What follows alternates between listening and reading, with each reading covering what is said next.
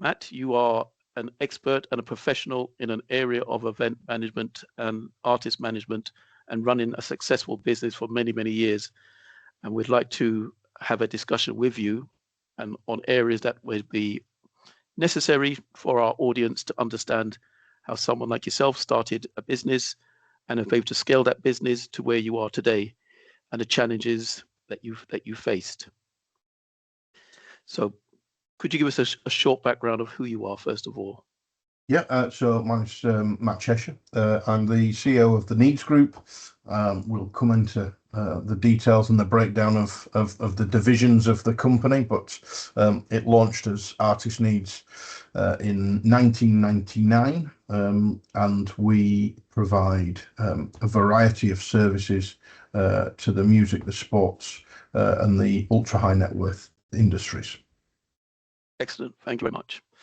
So after looking at your profile, it's really interesting to see that you've done so many different jobs and acquired obviously a lot of skill and knowledge in those areas. So at some point, I would like to touch on those. But before we go into that, I noticed that you have a career driving artists around festivals in golf buggies. Is that where you started off? And if so, can you sort of take us on that journey of the golf buggy and to a multi-million-pound concierge business serving celebrities and royalties? What's that transition from that? Yeah, I mean, it's a journey. We've 26 years now journey. How did it all begin? Whilst I was at Leeds College of Music, there was a company called Logistic at the time, which was an event management company based in Leeds.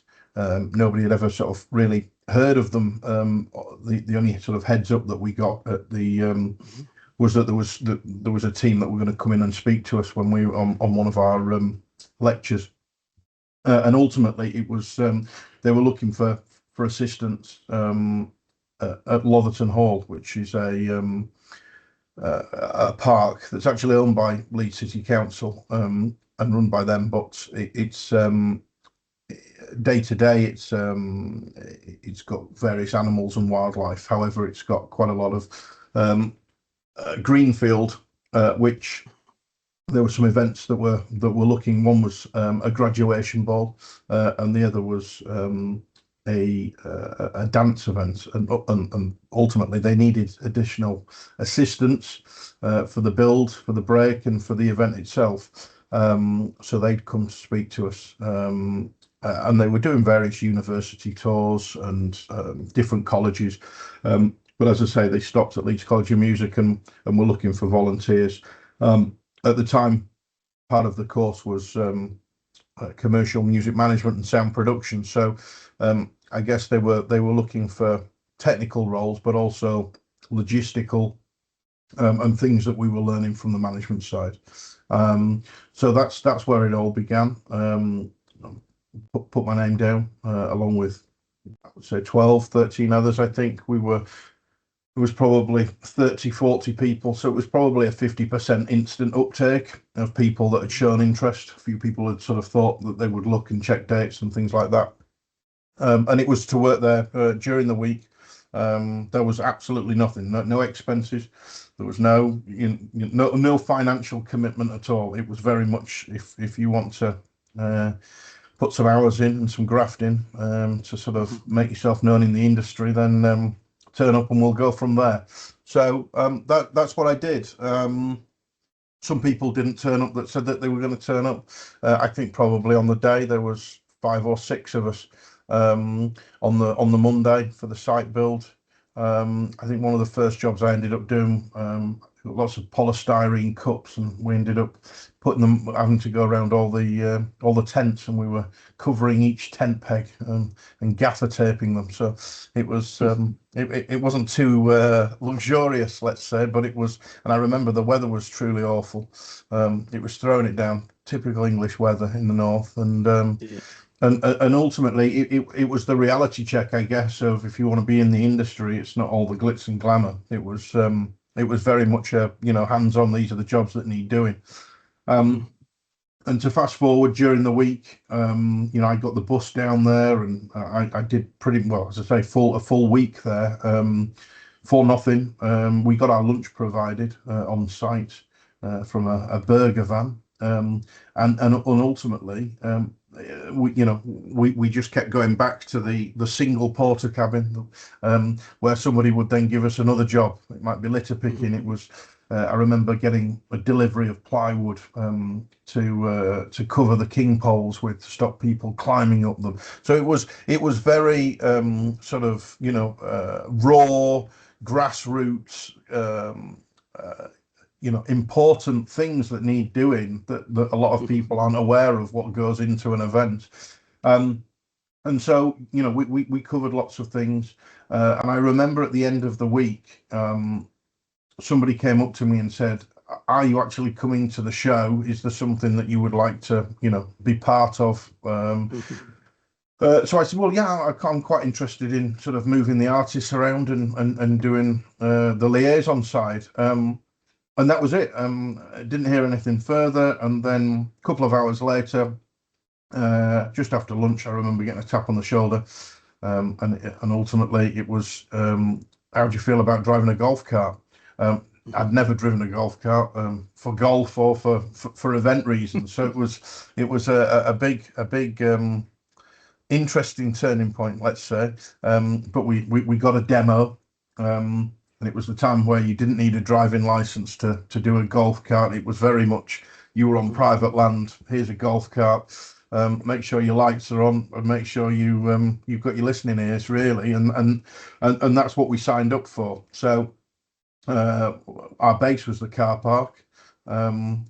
We had to do a site visit so we knew where the relevant tents were and the access points and the gate entries and things like that. But because we'd been on site all week, we sort of, we built that knowledge, that local knowledge, shall we say, of it. So, and that's what we ended up doing.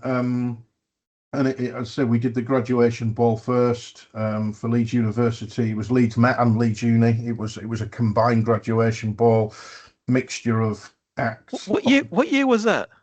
You did the graduation ball? It was, late 90s. So 97, I think it was, 97, 98. Because I arrived in Leeds in 1999. Okay, yeah, no, so it was before, it was probably 97, 98. So just maybe a year or two before before you came to Leeds. Because I say, I was still in education at that point, still trying to work out what I wanted to do. And as I say, I mean, it was the first week, which was the graduation ball, was actually the shorter of the two. The Gatecrasher event that went through till 6 in the morning. Although I thought I had a very, very short-lived career on that specific night. It was absolutely teaming it down. Was that at the town hall?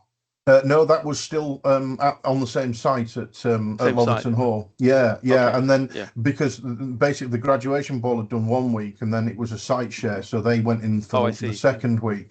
But the hours were longer, so there was a few sort of litter picking bits during the week in leading up to the second week. But I remember the weather was horrendous, and at the time, Noel and Liam Gallagher turned up with Patsy Kensit and Mike Matthews. And I remember being in the car park. They turned up in this American limousine. Anyway, they said, "Oh, can we jump in the golf cart?" So I said yes. And the guys got on the back. And then the girls were in these beautiful white dresses. Obviously, every flick of mud would have shown. And as you probably know from the electric golf carts, they have sort of a jerk start because it's a battery start, and then it goes into the fuel mode. And I'm pretty sure still to this day I said, "Are we good to go?" And I thought they said yo, but they said no. Meanwhile, I'd already put my foot on the thing. There was a jolt, and I didn't realise the girls that were sat on the laps of the boys hadn't actually held on, so they both slid straight into a puddle. I didn't stay around too long. I just remember the guy that was working with me said, "I'll take them," and I scurried off in the golf cart to the furthest position of tent and made myself scarce for at least 20 minutes. But it's quite funny because, yeah, it's one of those things that I'll never forget, and could have probably seen me marched out of the industry pretty quickly if they'd have been in the right frame of mind. But I think they saw the funny side. I'll have to ask That's them one good. day. That's good. Yeah. Yeah, it is. I was trying to marry up the years, because when I moved to Leeds in '99, I was there for 5 years. So Right, I remember working on a gatecrasher event at the town hall, and also right, the Millennium event in Millennium Square. right. Yeah, I yeah. remember working on that. So I wondered if our path had crossed at any Well, point. maybe I did do I did do various things at the town hall. Yeah, for Gatecrash and God's Kitchen. Actually, we did the bigger one Yeah. was the God's Kitchen one at the town hall, which I did. Hmm. I did the Millennium at Don Valley for Sheffield Okay. for Gatecrasher at the time. But Hmm. yeah. But anyway, yeah. So I'm sure they will. I'm sure they will have crossed. Yeah, I'm positive Yeah, our path would have crossed, and the yeah. people that we knew back then. And Exactly. Yeah. yes, because I remember the operation manager for Don Valley when they had the event down there, and he told me he said how that one ran through the night, because they Yeah, were that was another overcrowded, and tricky they had to. show. Yeah, that was a Yeah. tricky show because literally moments before the chime of Millennium, we had somebody that had climbed a king pole actually and went up. We went into full show stop mode. It was yeah, another Yeah. hairy moment that I will never forget as part of my career. Yeah. Yeah. Right. Okay. So I suppose you've done quite a bit, and I know you've, from your background, you've also done TV and working on shows, Heartbeat, Countdown, Emmerdale. Is that related to your music production qualification, or is that something that you just slid into through? Yeah. So ultimately, when I left Leeds College of Music, I'd applied for a job to be the sound assistant for a program called City Hospital, which was filmed. It was live every day at Southampton General Hospital, I'd sort of decided really that I wanted to give the broadcast world a bit of a go, and ultimately what I'd learned at Leeds College of Music with the audio engineering side and the sound engineering side, I wanted to put to use. So. I applied for various jobs, but ultimately I got that one.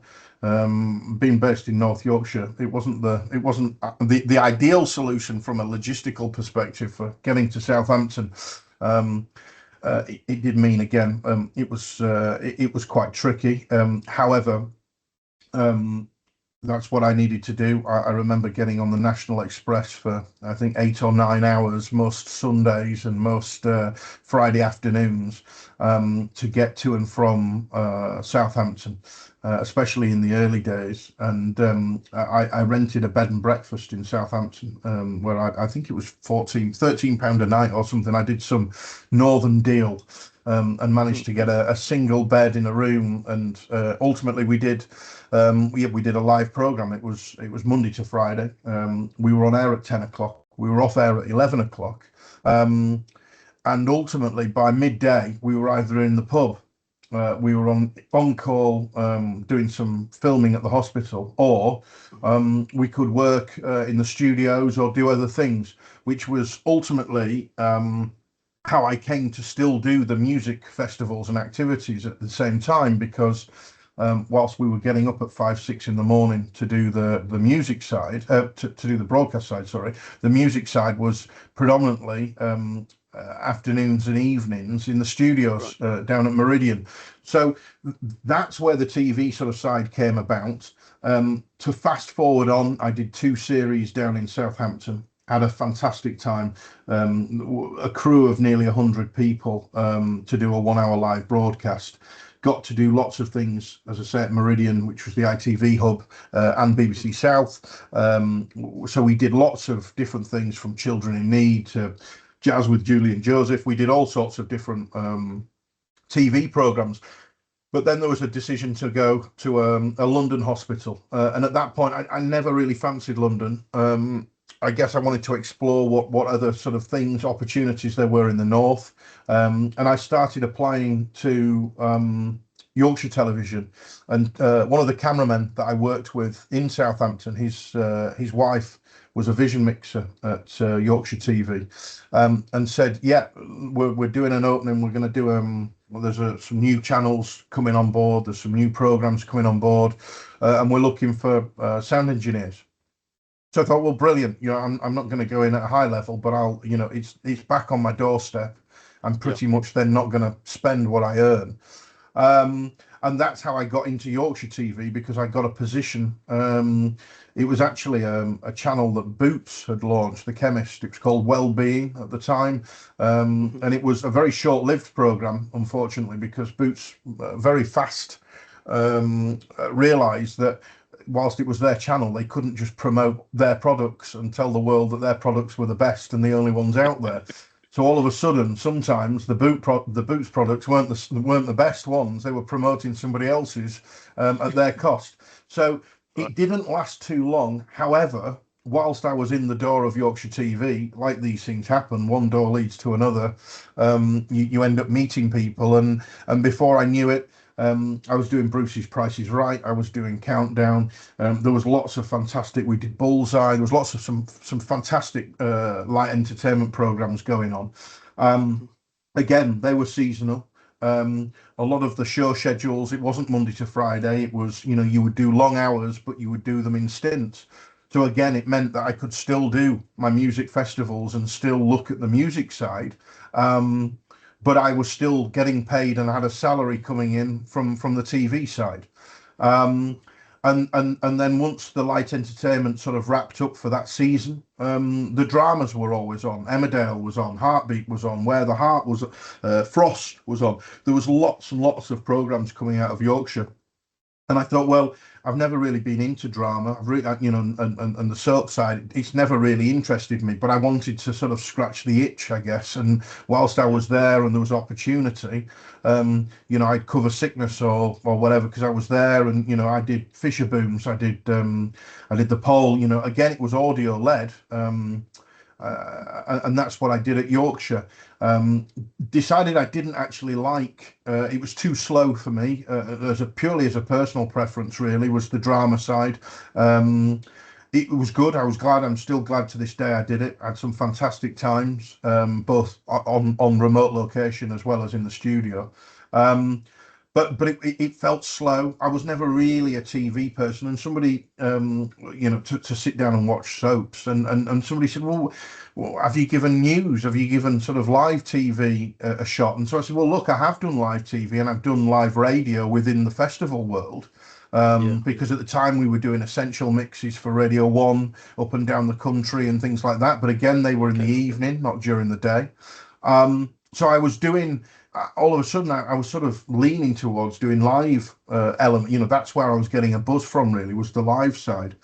And so that was the next transition. I ended up going over to news and chasing fire engines and police cars and news gathering. Again, audio. I was on an SQN mixer at a 416, a couple of radio mics, and we were doing. We were ultimately part of a crew that was news gathering, and. Again, during this time, I could sort of, you ended up doing quite long shifts, but you hit your 37.5 hours pretty quickly. Ultimately, the rest, I could work ultimately half a week, but easily do my 37.5 hours. And then I had a half week or at least a weekend to still do festivals and still do the music side.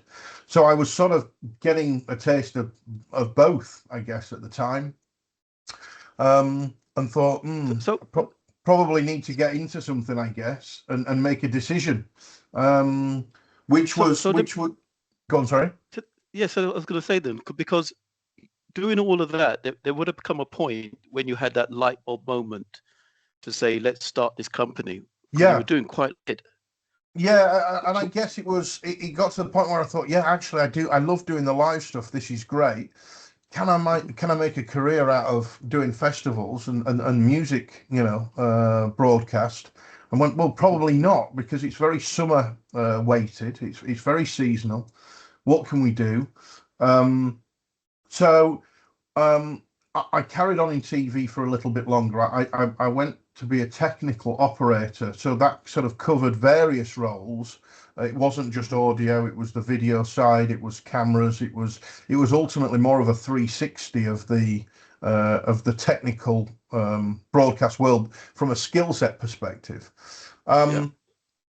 And I thought I could do with some money to leverage to the next level here, because I can't just make the money in the summer and have nothing in the winter. So there was various sort of projects that I was looking at.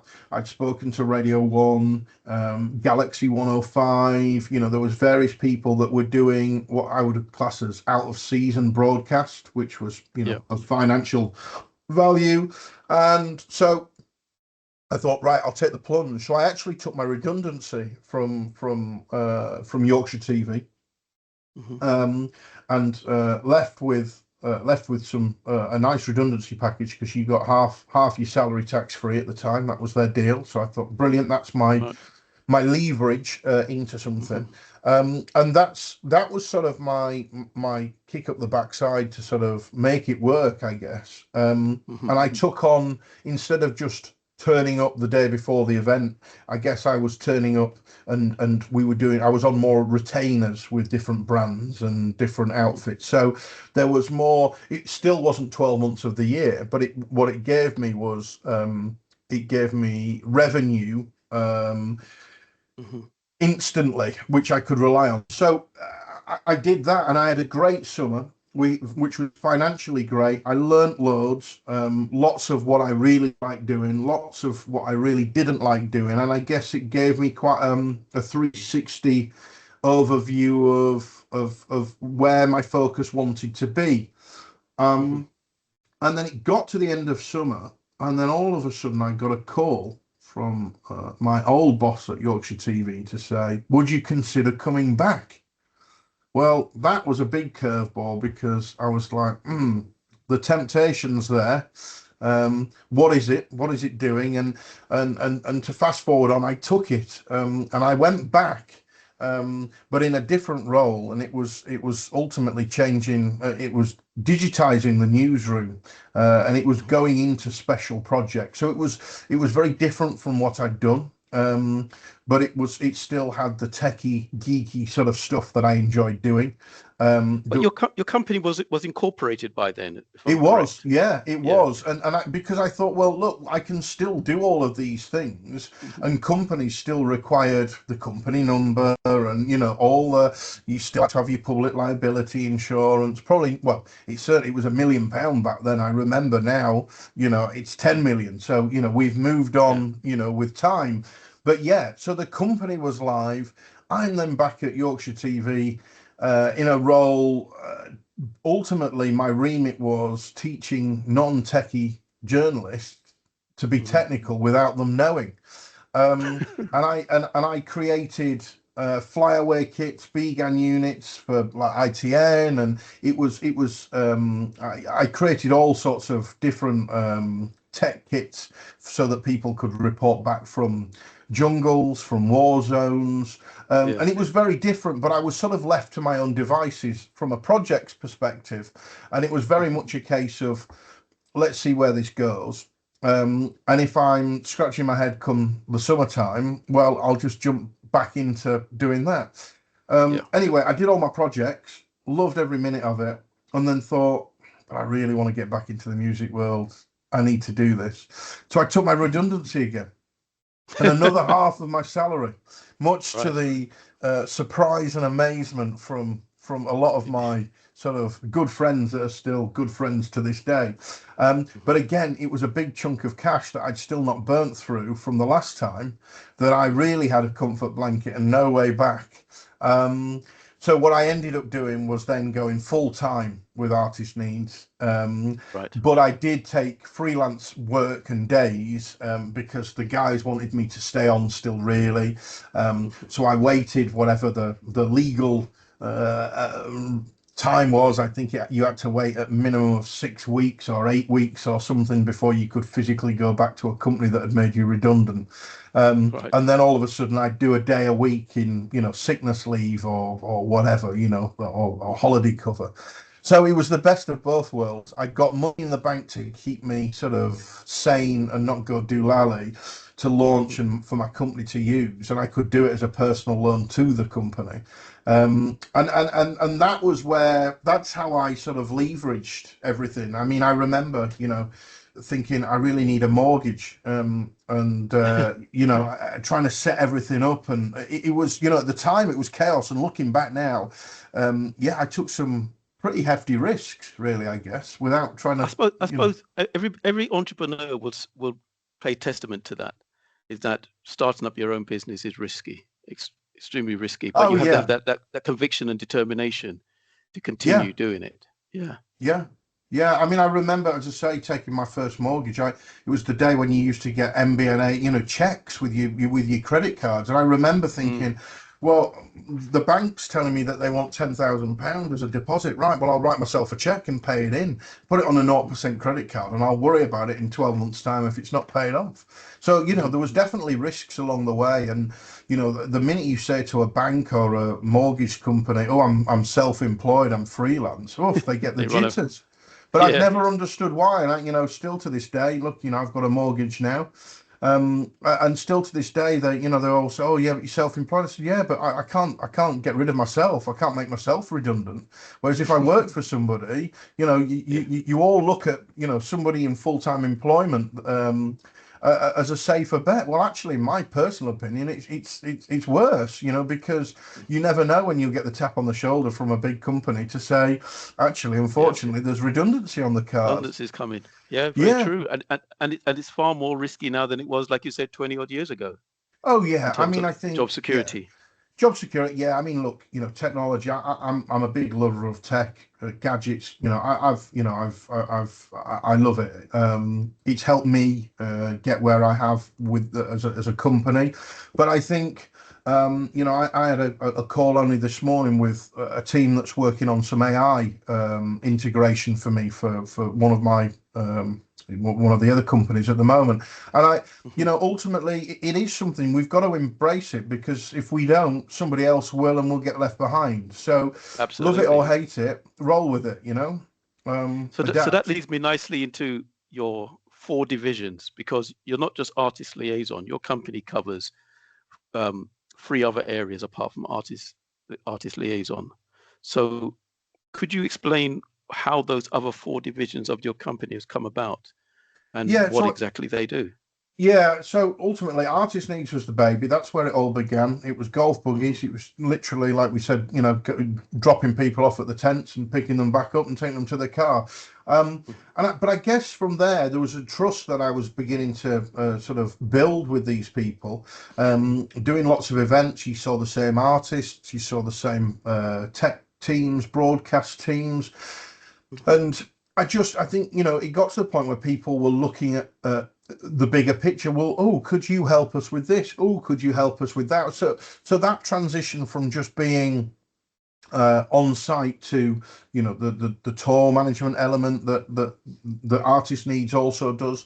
So the overview of Artist Needs is really the music division. So it's looking after artists. It might be their production, it might be their touring logistics, it might be their security, it might be the liaison on the ground. Sometimes we host international artists, and their American teams, for example, wouldn't come to the UK like some of our UK teams wouldn't go to the States. So they look at me from an advisory point of view, and so it expanded quite quickly, did Artist Needs. And I think it does what it says on the can. It looks after the needs of an artist, of a music artist. But then came the phone calls which said, "Hi, I'm not a music artist, but," and I started thinking, hold on a minute, I'm missing a trick here. They're not a music artist, but actually a plane's a plane, a train's a train, a microphone's a microphone. What do we need to do here to, what's the bigger picture? Am I I'm sort of looking, going, oh dear, the festival business is very seasonal. Why am I shutting the door on other divisions and other ideas and departments? So I never said no. I just said, tell me what you want. Like, how have you heard about us? And I think one of the first very, very early options was a footballer that was good friends with a music artist, and he was looking for somebody to help him with some bits. And again, I'd come recommended, and I said, yeah, fine, let's do it. And it was aviation led, which is why I thought, right, well, it's called Artist Needs at the moment. I need to rebrand to an extent, but I don't want to get rid of what I've done, because otherwise the artist side will wonder what's going on. Yeah. My logo at the time was a hand that I'd put on my flatbed scanner that I had at home. And I thought, right, well, let's keep things really simple here. I'm going to call it Aviation Needs. So we'll do Aviation Needs, and the logo is going to be a plane. It's very simple. We're going to go really, really simple. And the next call I got was from a Wall Street trader who was good friends with a music artist who had I'd arranged a helicopter from one of the music artists into the Isle of Wight festival. And he met with his said friend, who was this trader from the States, English guy, and he basically said, you've sorted a helicopter for so-and-so. Can you sort me the helicopter back? That looks great. I want to be part of that. I said, yeah, sure. He said, do you look after people that are not music artists? I said, I do now. Yes. And that was pretty much the catalyst at that time of how that fast tracked. Moving on now, we've got 7 Premier League clubs. I would say, all the big music tours where we look after. Why do people come to us? Well, we're transparent. So you work with SJM? Yeah, I do lots. Yeah, with Simon and the guys. Yeah. I mean, they're, ultimately they've done very well. So yeah, SJM, Live Nation, AEG, all the big sort of household names now. Yeah, we help them, and they might ring us once a month. They might ring us once a week. They might ring us once a year. Some of the tours require assistance, some of them don't. It's all budget related, like lots of things in life are, really. But that has meant that and then what sort of was the next step for the aviation side was one of the Liverpool footballers, his commercial agent rang me and said, you're doing flights for Elton John and Guns N' Roses currently. If one of my clients bought a helicopter, would you have work for it? And I said, that would be fantastic. Put it in Leeds and it'll be flying every day. Thank you very much. And that's what we ended up doing. And Aviation Needs has, well, so you hire out the helicopter. Yeah. So ultimately now we're private jets and helicopters. We 13 million pounds a year of in the last 12 months. And our biggest sector of growth, really. We might have a music artist on board one day. We might have a sports professional the next day. We could have a commercial. We do lots of commercial corporate travel now for boards. Off the back of COVID, it was huge. We've flown a family to Palma today with their dog, for example. So, they're not a music artist. If I said to them, do you know about Artist Needs? They probably wouldn't know what I was talking about. So they sit very differently. But actually, if you ask me for a flight, if the lead singer of a band asks me for a flight, if my oldest client's 87, if he asks me for a flight, it doesn't matter. A flight's a flight, a train's a train, a chauffeured car's a chauffeured car. So actually for me it was like, I need to come out of that bubble, take one step back and look and go, actually it doesn't need to be just the music industry. We can facilitate this across the board. And that was how Aviation Needs was born, and what that does on a day-to-day basis now. Event Furniture Needs, a little bit of the black sheep of the sort of family, really, because the only reason I launched Event Furniture Needs, I was fed up of getting furniture on hire. It might not turn up. It might be tatty. It might be expensive. There was always some trials and tribulations with the furniture side. Suppliers. So I just thought, why don't I just go and buy a load myself? If I've got all these festivals, all these dressing rooms, why don't we just buy 20 couches and 20 beanbags and 20 lights, 20 toasters, 20 ironing boards? And that's what I did. And we've got a warehouse in Leeds. And it does very little this time of the year. It'll do nothing now, probably between now and May. And that's something that I'm working on, because I said to the guys in the office, we've got something that's sat doing nothing. Surely there's something. So that's something we've got to explore. But where we're at is it's working. It's going from field to field between May and September, really. Right. And if we haven't got it, I bring it in, or I'll buy it, and if we have got it, great, because it's probably paid for itself now. And so, it's great. The only thing that we have a cost for is our haulage. And one day we might need a transit van, and next day we might need an Arctic trailer, and again, it depends where and what.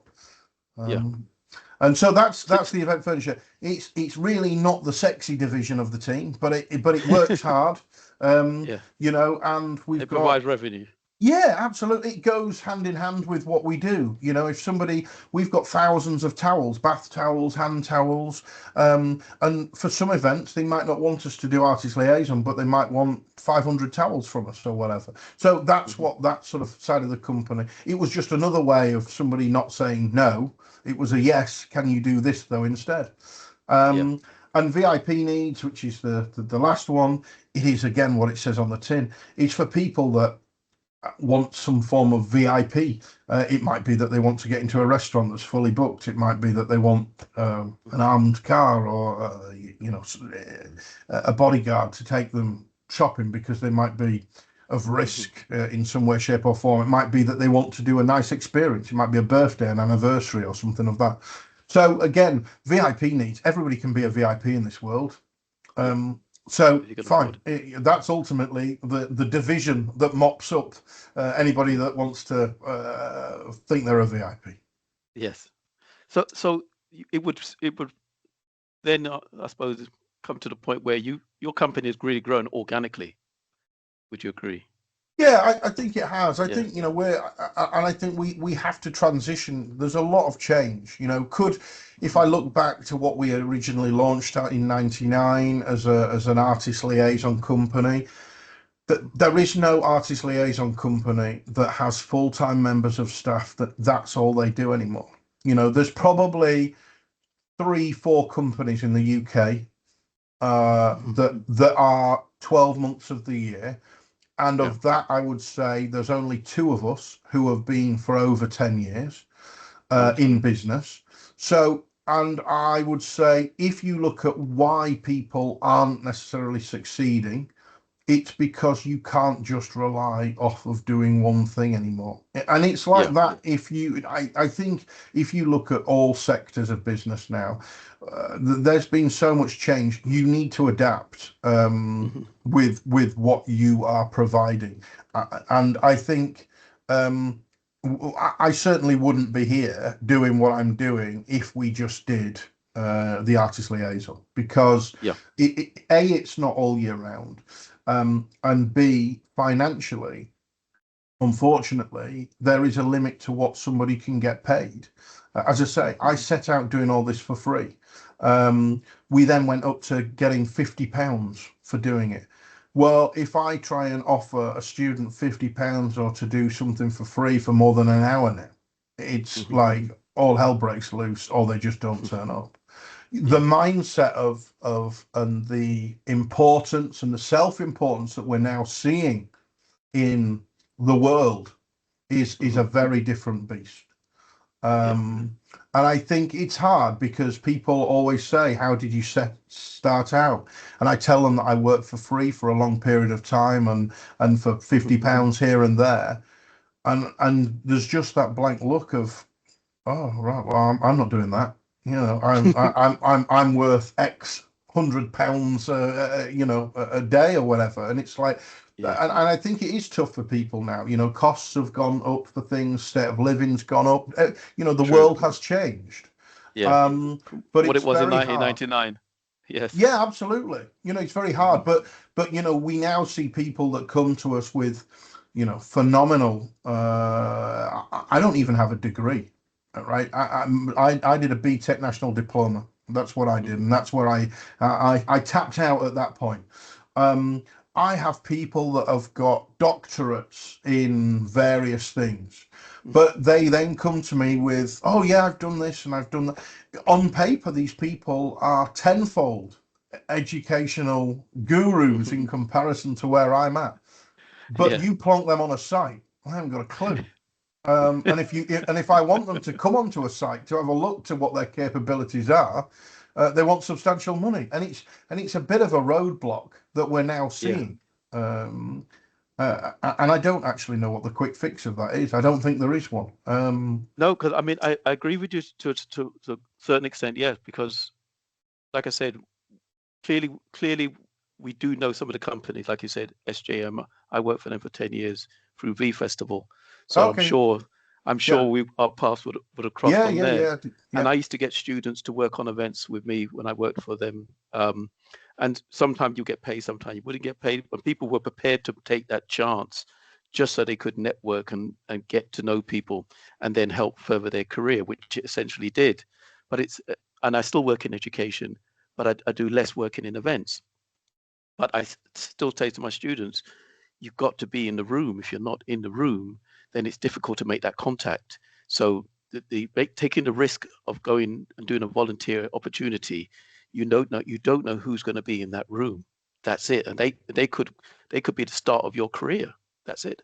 Absolutely. And I think that, that reflects exactly why I'm where I am today, because there were various people in a room, and those people have then gone on to other things. And I've done various lines of work or contracts with these people. And I think that the other worrying thing that we've got to be very careful of, the music side of the business, it's very personal, it's very hands-on, it's very helping people led. And I think technology has meant the social skills of some people have diminished.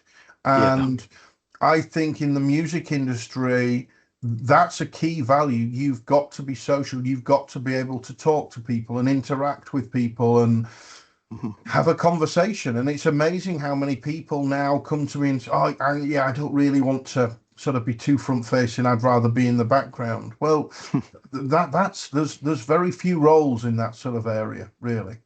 Communication is key.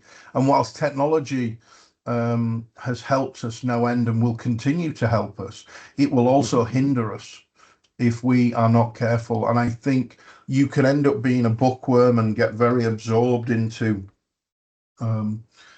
doing lots and lots of studying of certain sectors, but unless you get your hands dirty and you get boots on the ground and you get in with people and see hands-on what's happening, what's evolving, I think there's going to be a very big disconnect if we're not careful.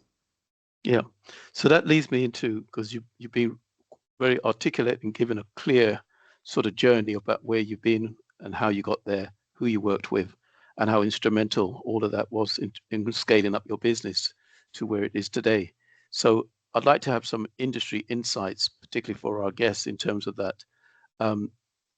So what are the biggest changes you've witnessed, and where do you see the industry heading in the next decade? Because you touched on that momentarily. Yeah, I mean, if we just look at the music side, I think for now as a focal point on that, I think, look, where we're at, it's tricky.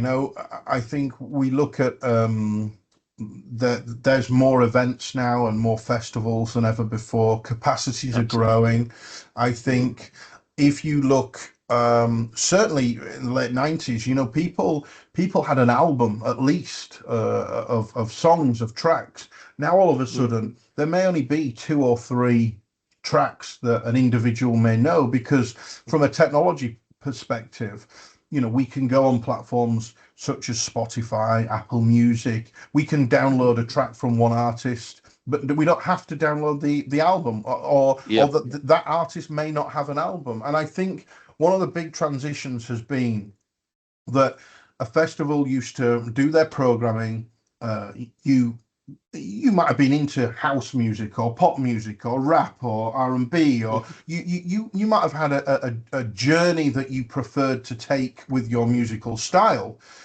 True. But now what I think we're seeing, because of technology and accessibility to music, I think we have a very confused audience. But we also have a very educated audience. So we have both ends of the spectrum, where some people may have, if you say to them now, hey, what sort of music do you like? They might give me a pop track, and then they might give me, an R&B track.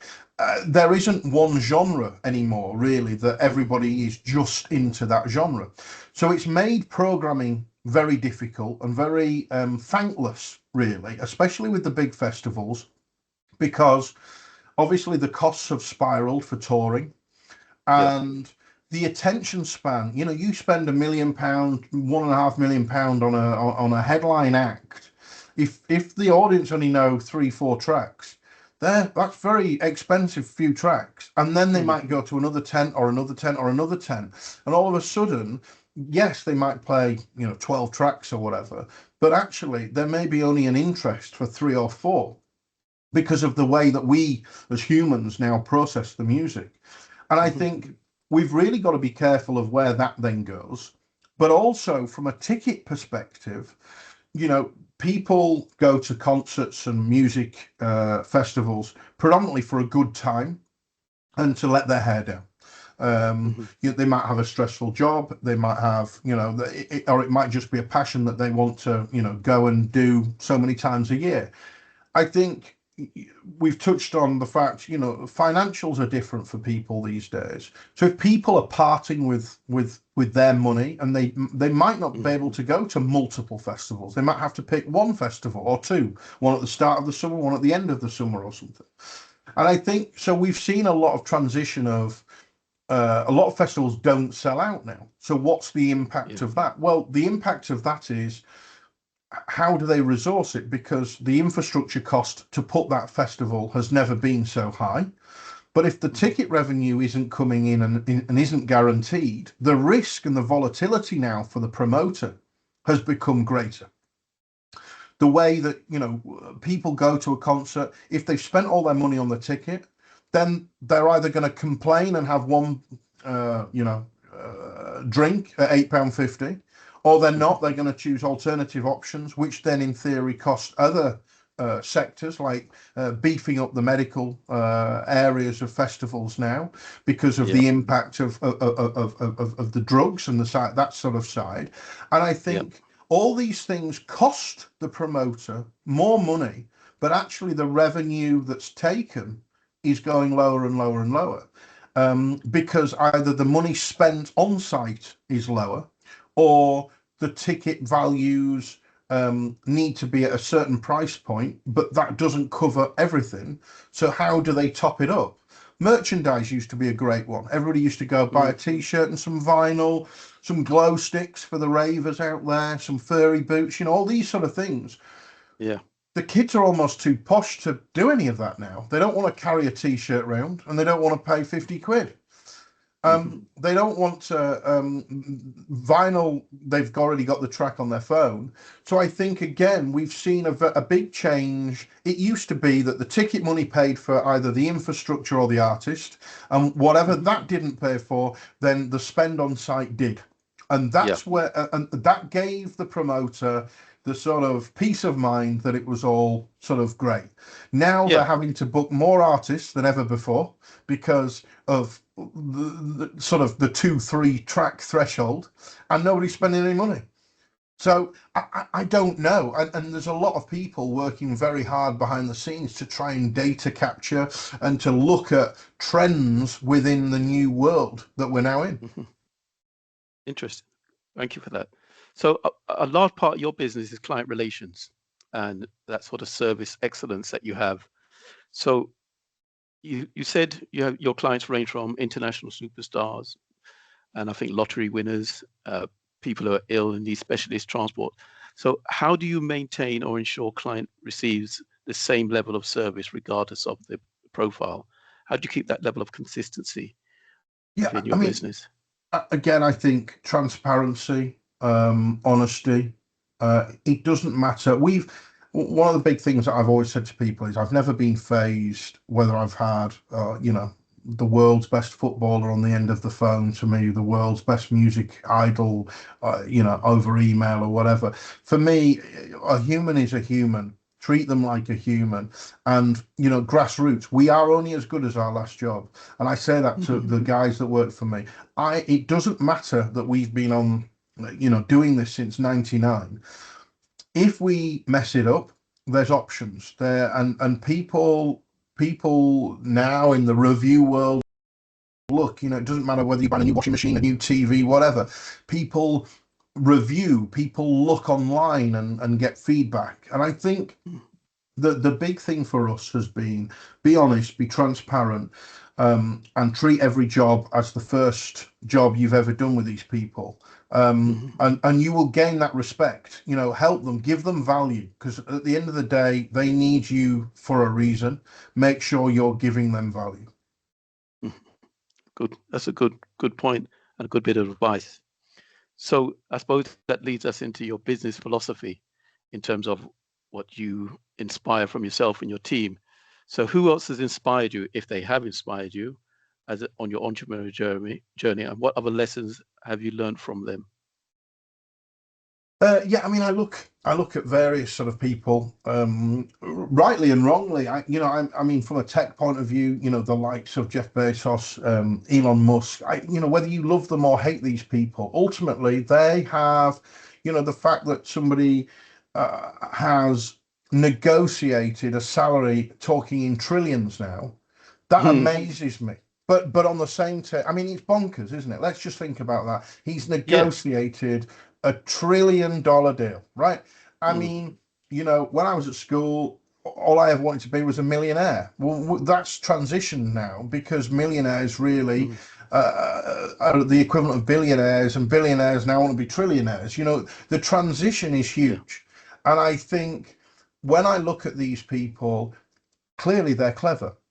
Clearly they've thought, and ultimately satellite technology has been around for a long time, but the latency was terrible.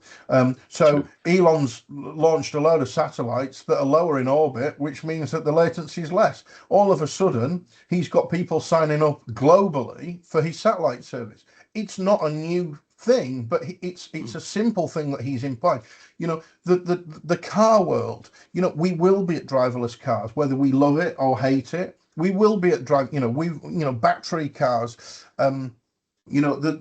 Again, yes, some people are all for it, some people are against it. I think that is part of business, but you have to take your hats off to these people, because again, actually, what's Amazon? Well, Amazon's just a shop, but it comes to your house, because all of a sudden we've all got that busy. We haven't got time to go anywhere. We want ease. We want to click a couple of things and it appear tomorrow with a knock at the door. He's not, if you drill down to some of the most successful people in the last even 5 years and 10 years, it's very simple day-to-day things that they've polished to make them where they are. So I look at them. I look at people like Richard Branson, what he's done in the aviation sectors. And then locally, I look at people like Richard Harpin, a local guy. I use his aircraft for my clients. He's based at Leeds. He's just sold HomeServe, I think, for 4.3 billion or 4.7 billion.